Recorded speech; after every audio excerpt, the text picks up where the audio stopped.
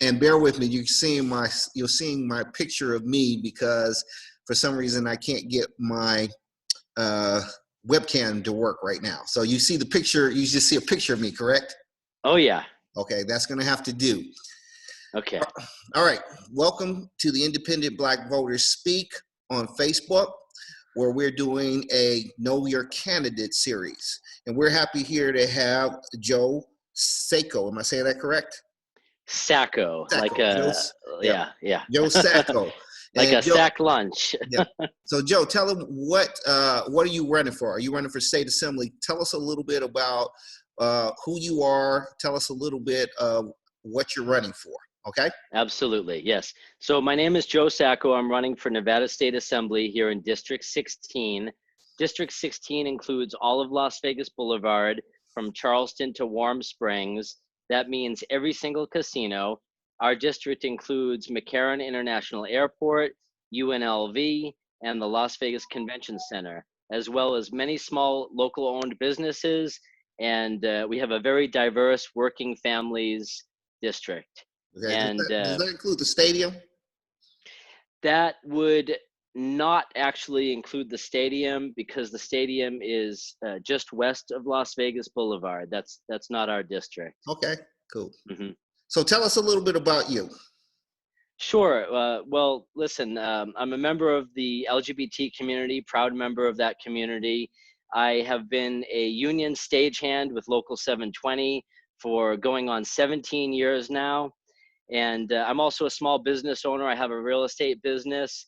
And my family, we have a long history of helping the homeless and the poor. In fact, back in 2007, my family was part of a federal lawsuit with the ACLU.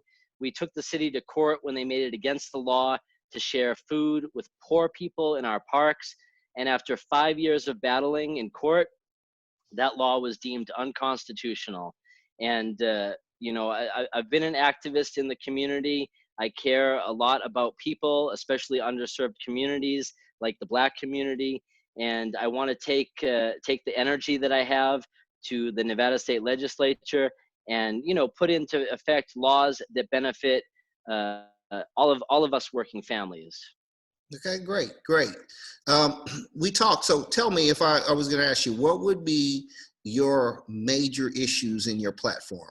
Break them down to me, please. Absolutely. Well, first and foremost, I want to introduce a bill in Nevada to expand on the Medicaid program that we have. The ultimate goal is to have Medicare for all. That means no matter who gets sick, whether it's your kid, your mom, or yourself, whether you're employed or not, we want a system that is no copays, no deductibles, and I believe that we can afford that in our state through private and public partnership. The casinos are not paying their fair share. The mining industry, Barrick Gold, for example, the miners, they dig all of our gold out of our mountains and they take those resources out of the state. This is something that none of our legislators, virtually none, Democrat or Republican, are willing to take up that battle. And the reason is because they take large sums of contributions from these companies. So I want to instill a Medicare for all, a morally and ethically humane system. I also want to advocate and fight for colleges and universities to be tuition free so that not only the Black community, but all of our poor and working class people have a chance for a higher education. And nobody should go broke or bankrupt because they're trying to further themselves in society. Number three, I want to improve and expand on our public transportation system. In fact, I want to introduce a bill that would make public buses and all of our public transportation completely fee-free. Because if you think about it, it's our working class families that take public transportation, and these are our most vulnerable people. We shouldn't have to be paying fees. We can afford it. We have the ability to increase our revenue to do that. I also want to remove and take out of our state the right to work for less law, which prohibits, what it does is it allows people to be a part of a union without having to pay their dues. Okay, so we want to expand on labor organizations that are under attack coast to coast. This current federal administration is attacking all of us, and especially the Black community has not had a seat at the table, has not had equal representation. We talked about this before we went on the show, you and I. Just because there are not water fountains that say whites only doesn't mean that there isn't systemic racial discrimination. I would never compare my struggle with bullying and being a gay man in 2020 with that of being a Black person in society right here in Las Vegas. However, I want to give the Black community and underserved, underrepresented minorities more of a voice, an equal voice at the state legislature. And my family and my record proves that I always speak truth to power. And we can't afford to elect any more establishment candidates, whether Democrat or Republican. I'm a proud Democrat, I'm a proud progressive, and I'm also here to listen to you. And I want to earn your support and the support of your audience. Okay, great. So that's what we're here for. We spent some time talking yesterday and had a very good conversation.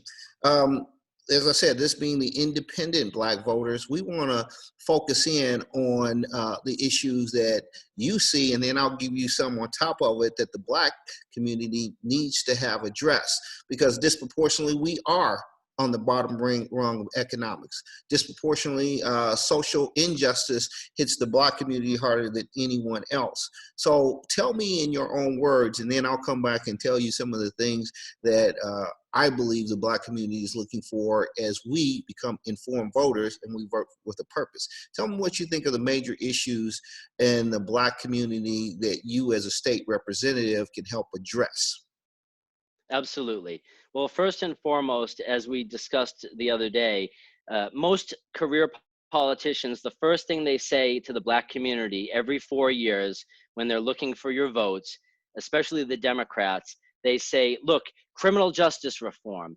And while that is an issue, we've locked up plenty more Black and brown people in our jails and prisons for nonviolent criminal charges like cannabis related things. And here's the thing.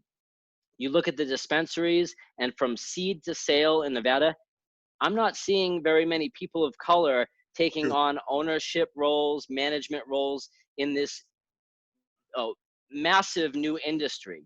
Yes. One thing that I would do, first thing that I would do, every legislator gets 5 bills in our part-time legislature.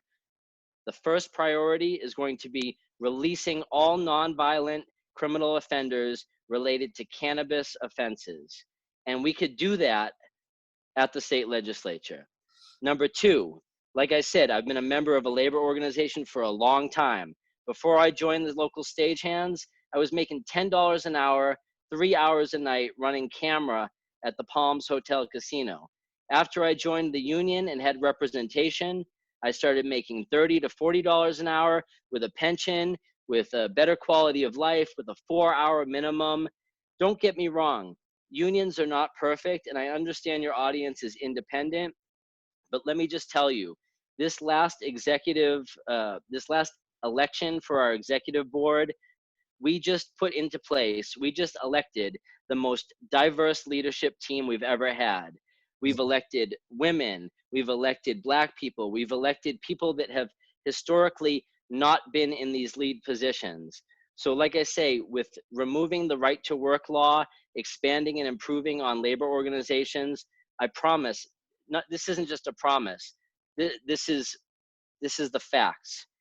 We will put more people in the Black community in lead positions. I believe that labor organizations should be run by the rank and file. And our campaign is people powered. It's all about social justice. And again, I'm the only candidate in the race that has a long history. 25 years I've lived in this district, and I've never stopped speaking truth to power. Okay.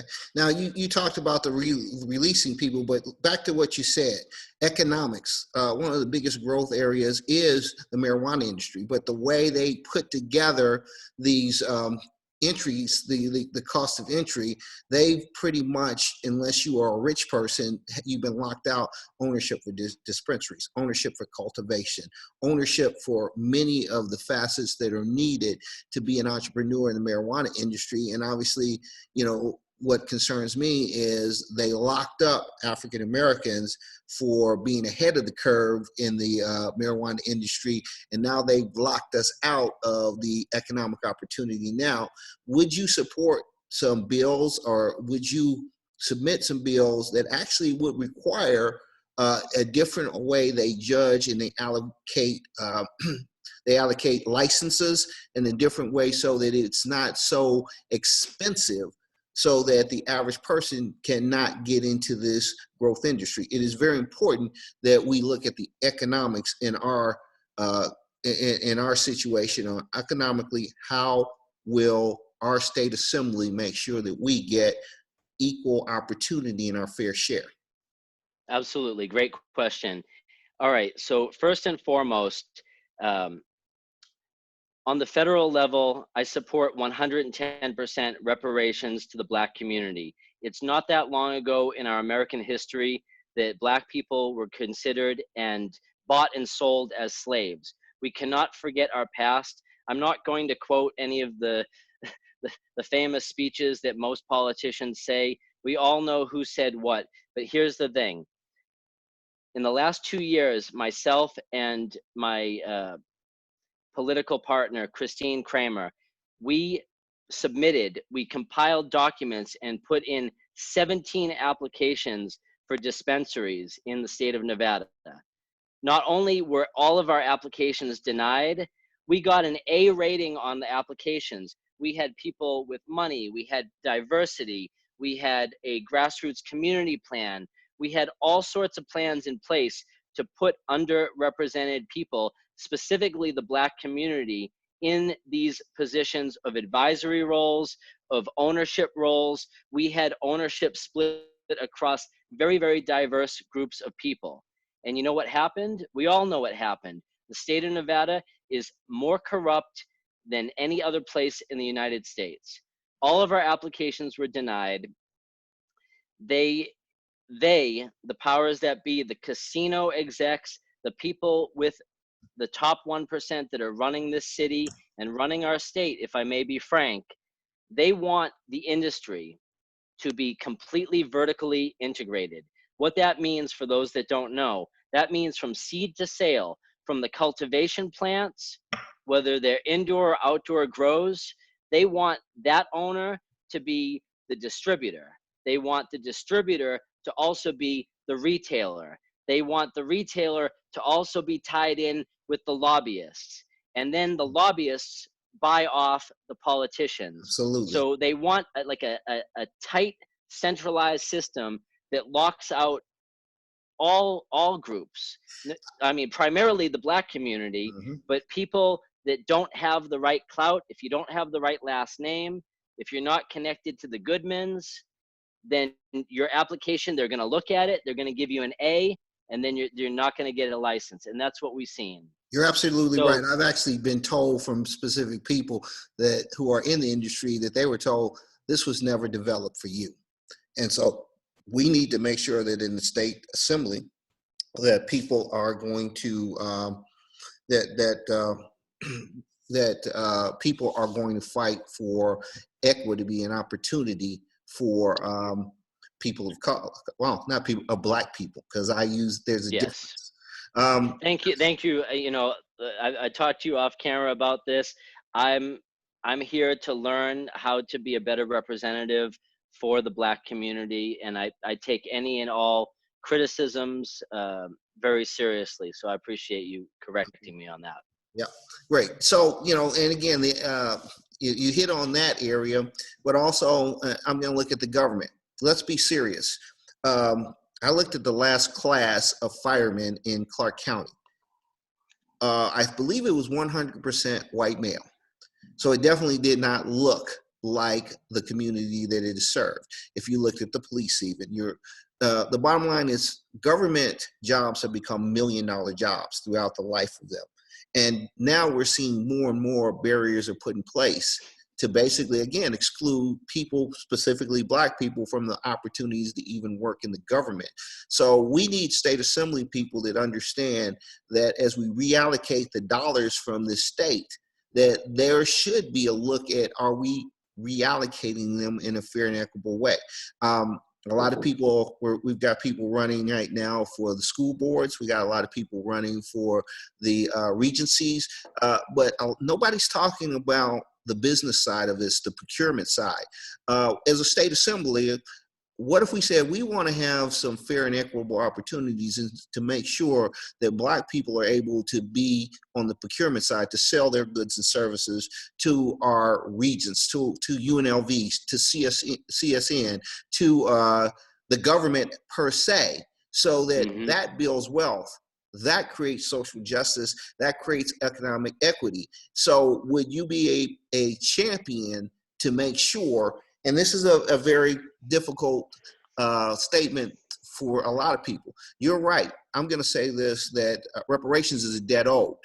But right now, we need to get our fair share of opportunity just right now, because if you look at it, you just talked about in the marijuana industry, that is just a continuation of what's happening everywhere else. So how can you as a state assembly kind of break down that mold and open up the opportunity so that we as Black people can rise with the tide economically like everybody else does?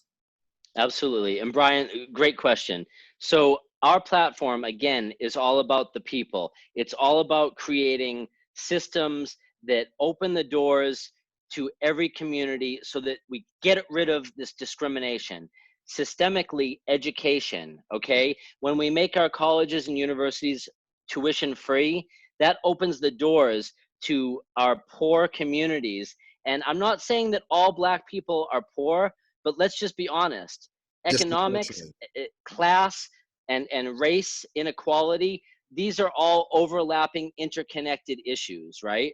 So when we open up the education system, higher education, to the Black community, then our Black kids are going to get a better education and be more competitive with white kids and the rest of our community, right? I Absolutely. also, and I didn't mention this in the platform, okay? We also want to create a solution once and for all for homelessness in the state of Nevada. And I'm not reinventing the wheel here. The state of Utah did it. For $17,000 a year, they created a tiny home village of efficient, these are not mansions, they're not luxurious, they're efficiency suites for people, our most vulnerable communities. And these are Black homeless people. These are people with mental diversity. That's another thing. We need to improve on our family courts, on our mental health. Mental health should be public health. Okay, we need to remove the stigma on things like trauma and PTSD, and a Medicare for All program that includes mental health, vision, dental, hearing. These things should be rights, not privileges. And again, we have plans where we can get the revenue from the gold and mining, oil and gaming industries, okay? So when we lift everyone up, you're gonna see the Black community is going to not just survive, but thrive, okay? So housing should be a human, it should be a right, not a privilege. And rather than lock up homeless people at a $100,000 a year cost, because we have federal and state programs that pay our jails $1,000 a night to house people. So we need so much reform from end to end. I'm not naive. I know that our campaign, our vision is bold, it's ambitious. Each legislator gets 5 bills each session. It's a part-time legislature. There's only so much that we can do. For example, when the state legislature is out of the assembly, when they're off, the city hall, city of Las Vegas, can make laws against our poor, laws against our homeless, laws that disproportionately affect and punish Black people just for existing. Okay? So one day, I hope that our Nevada state legislature goes to a more full-time schedule Okay. And maybe some people might say, oh, before you're a politician, you want to run for office, it's part-time, you want a bigger paycheck and go full-time. Listen, if we went to a full-time Nevada state legislature, and let's say it was split up 3 months at the beginning of the year, 3 months at the end, when outrageous unconstitutional laws were to take place at the city level, when the mayor and our city council people don't have the guts to release people from our jails and prisons, when they don't have the guts to put money where their mouth is when it comes to vocational training, when it comes to leveling the playing field, the state legislature could step in. And when we elect more bold and progressive Democrats, independents, look, even Republicans, I know some wonderful Republicans that Absolutely. understand that Medicare for all, expanding Medicaid, okay, this is my champion issue, and I'll tell you why. Because when people are healthy and happy, they make better decisions. When people are healthy and happy, they can compete better. When people have an education, when they have resources that are equal across the board, then they have better opportunities. And that's how we fight the systemic racism that's gone on far too long in the city of Las Vegas, in our county, in our districts.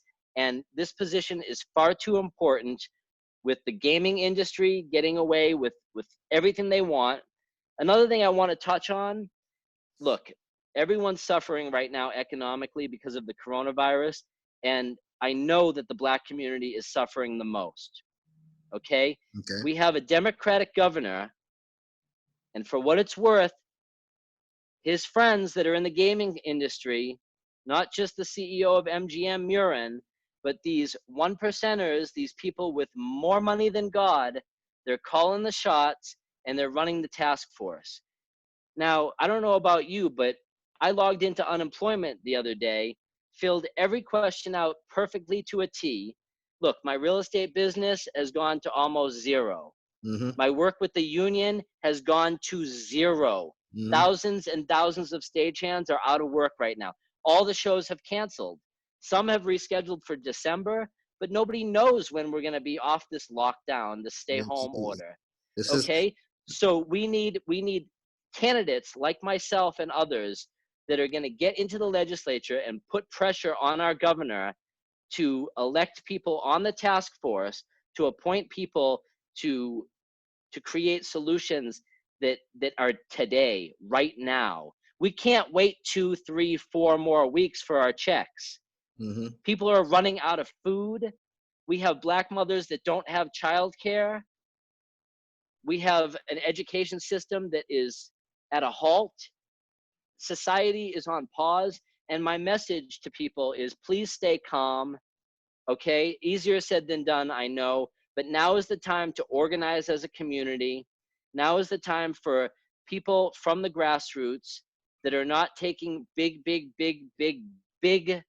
bribe money. We need people that are brave and going to speak truth to power. Gotcha. And I believe I'm that candidate. Okay, and Joe, yeah, we're gonna talk again in the future. Mm-hmm. I want to thank you for taking the time to speak to the independent Black voters. Our vote is not free. I appreciate you taking the time to talk specifically about the issues in our community. We'll be talking to you some more. I want you to give them your information again, where you're working, how they can contact you, what you're running for, and then I'm going to close this out. Okay. So, Absolutely. your And again, information. Brian, I really appreciate getting to talk with you and your audience. It's been a pleasure. I'll come back on the show anytime, even after I'm elected. We're not going to just talk every 4 years. So once again, my name is Joe Sacco. I'm running for Nevada State Assembly in District 16. If you have any questions or comments, if you'd like to volunteer or contribute, you can reach us at votejoesacco.com.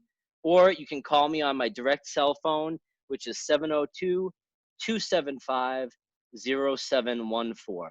And again, we're all suffering right now. If there's anything that I can do to help you personally, our campaign is here to direct people to resources, and we're all in this together. Great. Okay, in closing, this is Brian Harris with the Independent Black Voters on Facebook. Our vote is not free. We are attempting to talk to as many candidates as we can prior to the election, both Republicans, Democrats, independents, because folks, I believe in people, not parties. I believe the true power comes when we have everyone at the table and they talk and they let us design the meal. If you don't allow people to talk, if you don't demand that they talk about your issues, then you get their issues. So I thank you, Joe, for coming on. I thank all of the people that have been on, and I thank in advance the people that are coming on to talk about issues in the Black community. Folks, it is a known history that when the tide rises in the Black community, it rises in every community. We need to understand that when we are educated voters, we need to not be afraid to say, let's talk about issues in the Black community. Because folks, if you don't talk about your issues, you get other people's issues. Our issues are prevalent to everyone else's, but we need to make sure that people understand these are issues and we're going to hold you accountable to them. We need social justice, real social justice. We need economic equality. We need opportunity. We need to level the playing field on both sides of them. And until we make those changes, we will continue to get business as usual. I appreciate you, Joe, for bringing up your support of reparations. Again, it is a debt owed, and hopefully it will one day be paid. It may not be in my lifetime, but it is a debt owed if you know the true history of America, not Black America, of America. But on the same sense, we can change things today if we have the right people here who start to talk about issues and not let people cover up the fact that the same injustices are going on. They just put lipstick on a pig and they told us it's pretty now. I look at the stadium. The stadium was promised community benefits. We did not get benefits from the Black community. I look at what's going on for governmental opportunities, from procurement to opportunity for jobs and education. They do not want to look at the ratio of people and saying, are we being fair to every community? We don't want anything but fair, equitable opportunity. So I thank you, Joe. Again, the people we talk to now, when they win, we expect to talk to you when you win. So good luck, and we will talk again, Joe. And thank you again for your time. Thanks again, Brian. Appreciate you. All right. This is the Independent Black Voters signing off. Peace.